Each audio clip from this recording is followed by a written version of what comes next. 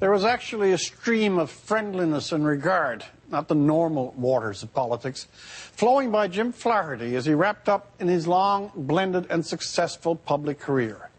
As Mr. Flaherty announced his leave from all the tumults of politics just a few weeks back, he was getting favorable notices for his tenure as finance minister from all around. He'd given some signs of illness, but certainly none of imminent peril. So today it was an emphatic shock that so sadly soon after he had placed work behind him, he so swiftly died.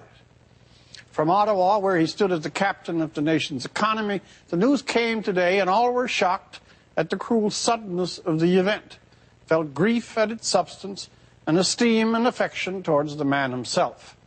Prime Minister Harper lost a real friend and a most able minister, and the PM's words and tone told us as much. In an abrasive profession, this was a very likable man, not brittle with ego, never loud, imperious, or self-important. I met him informally only once myself. He was waiting, I think, for his son's hockey game to be over, and he was approachable, funny. He had a good few digs at CBC, at me. It was fun. He was fun, which is a very large virtue. He was a friendly, natural, and genial man in a trade, politics, that usually drives geniality and friendliness to take shelter. He had a way about him that, in a now somewhat bypassed idiom, we used to call the manners of a gentleman. He was also a man of heart, something more outstanding now that we know that his own last months must have been such a burden.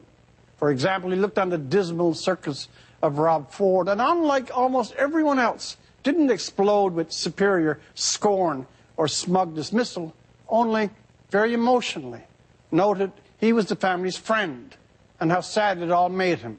It was so unpolitical, this wave of real feeling, this public demonstration of quiet charity and sadness towards another public figure. Yeah, I am close with the family. I am.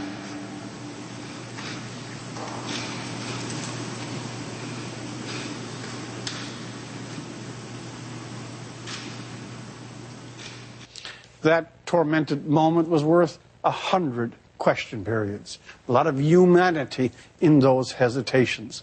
A little touch of nature, as Shakespeare reminded us. Mr. Flaherty was moderate. He played the roles assigned him. He labored with equal diligence and apparent content under Mr. Harris and Stephen Harper. He applied his intelligence and industry to his own tasks. He was not one of the warriors waging the daily sham battles of the partisans and the hacks. He was a steward of his own behavior as well as of the nation's finances. A cheerful man in an angry business, brutally deprived the gradual farewell of time with family and friends after an arduous and demanding career. The Prime Minister saw him as a friend. The whole nation regarded him, and his family own our condolences. For The National, I'm Rex Murphy.